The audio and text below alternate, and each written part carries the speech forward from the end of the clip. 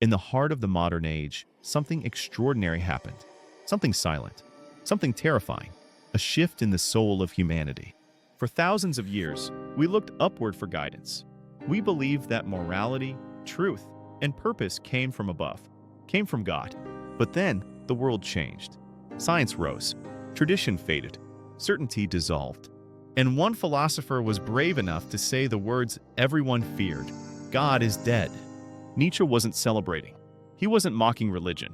He was revealing a truth about the human condition. God did not die.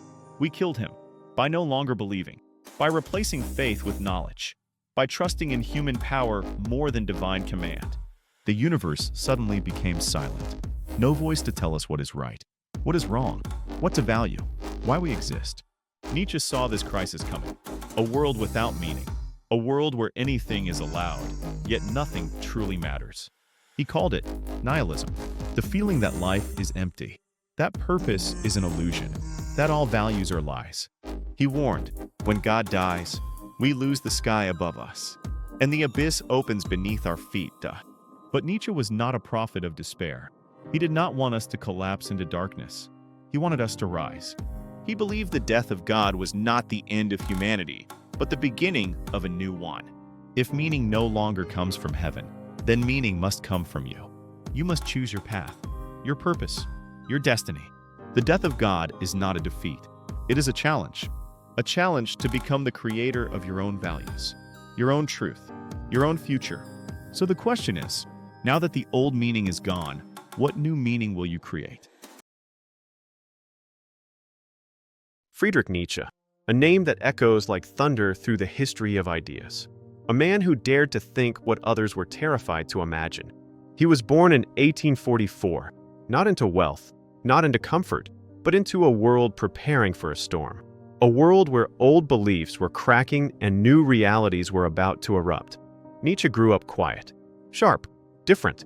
He watched the world with the eyes of a stranger and saw truths that others refused to see. He studied theology, but faith could not answer his questions. So he turned to philosophy, to music, to art, to life itself. He became a professor at only 24 years old, a mind on fire. But the academic world could not handle his radical vision. He rejected the ordinary, denied tradition, challenged every sacred rule, and society punished him for it. His books were ignored, his ideas mocked.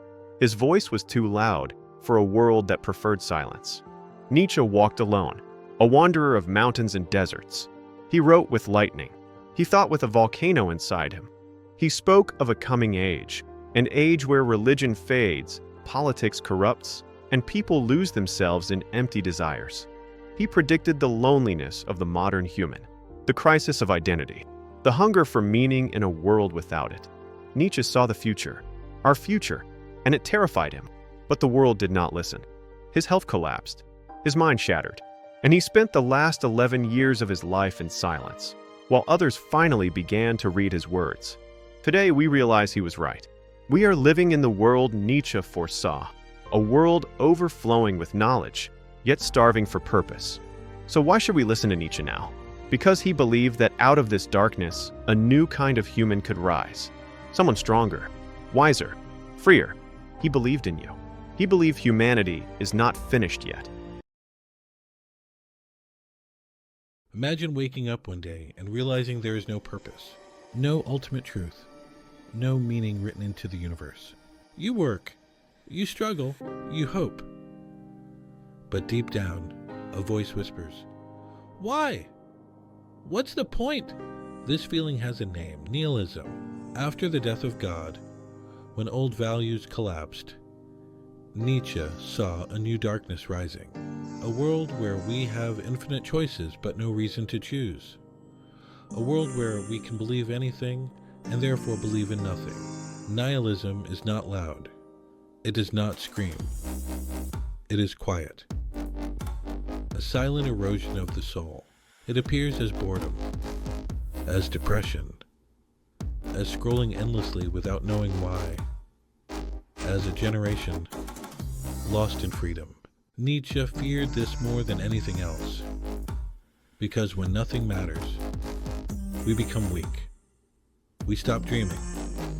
We stop fighting. We stop living.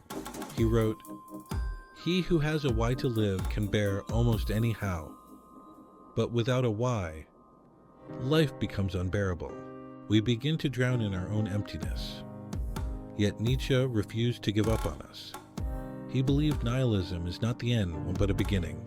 Before we can build new values, the old ones must fall. Before we can become powerful, we must see how powerless we are. Nihilism is a test, a painful bridge, a fire that burns the lie so the truth can rise. The question is, will you fall into the abyss or walk across it? We all want to be good, but who defined what good means? Nietzsche believed something shocking. Morality has a hidden agenda. Throughout history, the weak have outnumbered the strong. They feared strength and envied power, but they could not defeat it, so they changed the rules. They praised weakness and called it virtue. They condemned strength and called it evil. This is slave morality. It teaches, stay small, be obedient. Don't shine too bright. Don't rise too high, because your greatness makes them uncomfortable. But before this, there was master morality, the morality of creators, leaders, lions. It celebrates courage, confidence, and excellence. It does not ask for permission to exist. Master morality says, I choose what is good for me. I decide my values. I decide my path. Slave morality says, you should feel guilty for being strong. Which voice have you been obeying? The one that keeps you small, or the one that calls you to become more? Nietzsche reminds us, a lion does not bow to the opinions of sheep.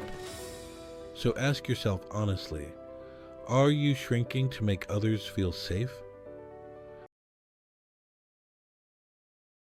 We grow up believing the world is divided. Good versus evil. Right versus wrong. Heroes versus villains. But Nietzsche asks, who decided these rules? And why do we obey them without question? For centuries, morality has been used as a leash, a way to control behavior, a way to shape minds, a way to make you afraid of your own power. Nietzsche believed that most of our values do not come from truth, but from tradition, from fear, from the herd. We inherit ideas that are not ours. We believe what we are told. We follow without thinking. To live beyond good and evil is not to become cruel or chaotic. It is to become free. Free to ask, does this value serve my life? Does this rule make me stronger? Is this belief mine, shared, or borrowed? A free spirit creates its own path. A free spirit chooses values that elevate, not values that limit. The goal is not rebellion for the sake of rebellion. The goal is authenticity. To live a life that is truly yours. Nietzsche writes, no price is too high to pay for the privilege of owning yourself. Most people fear this freedom. They prefer comfort over truth. They prefer the cage over the sky. But those who dare to leave the cage discover they had wings all along. So, who are you when the world stops telling you what to be? What drives you? What pushes you forward when the world tries to hold you back? Is it the instinct to survive, the desire for pleasure, or the need for safety? Nietzsche said no. Life is not built on comfort, but on power. Not the power to control others, but the power to control yourself. To rise above your limits, to become stronger than your past. Every living thing wants to grow, to expand, to express itself fully. A seed pushes through the soil. A lion defends its territory. A human dreams of more. This is the will to power. A force inside you that refuses to settle, that refuses to break, that refuses to be small. Every challenge you face is life asking you a question. Will you give up, or will you grow? When you feel pain, that is will to power forging you into someone new. When you feel fear, that is will to power calling you to become braver.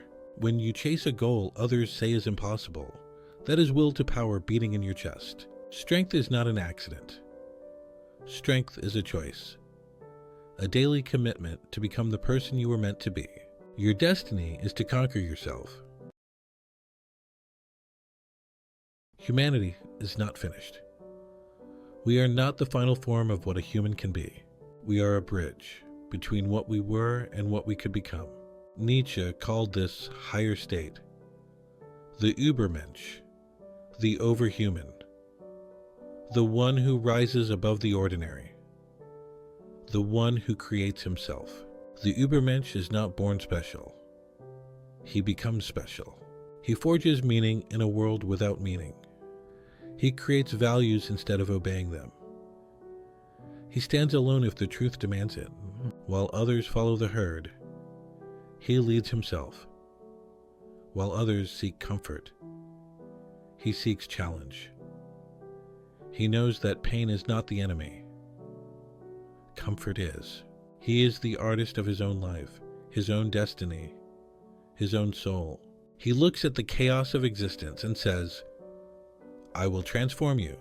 The Übermensch is not cruel, not arrogant, not oppressive. He is free, he is powerful, he is whole. He is the answer to nihilism, to fear, to weakness. He is the human being humanity is destined to become. And Nietzsche believed each of us can choose to walk that path. The path is long. The path is painful. The path is worth it. So ask yourself, will you remain what you are, or will you dare to become something more? There is one final challenge, a test for your soul. Final episode, Eternal Recurrence. Imagine hearing a voice that asks you one question. What if you had to live this life over and over, exactly the same, for eternity? Every joy, every achievement, every kiss, every victory, but also every heartbreak, every regret, every mistake, every night you cried alone. No changes, no rewrites, no second chances, just the exact same life on an infinite loop. Would you scream? Would you beg for escape? Would you curse your existence? Or would you smile and say, yes, again? This is Nietzsche's final challenge, eternal recurrence, a test to measure if you are truly living. Because if you cannot bear to repeat your life forever, then you are not living a life worthy of yourself. This idea is not about the universe, it's about you. It's about how you choose to live right now. Are you chasing a life you would run from? Or a life you would celebrate for eternity? The goal is not perfection. It is courage. The courage to say yes to everything life brings. The light and the darkness. The joy and the suffering. To look at your pain and still say, I choose this. To take ownership of every moment, every choice, every consequence. This is the mark of the free spirit, the creator, the Übermensch. Life does not ask you to be comfortable. Life asks you to be worthy of repeating. So now, there is only one question left. If this life returned again and again, forever, would you live it boldly enough to say, yes, this is not the end of Nietzsche. It's the beginning of you.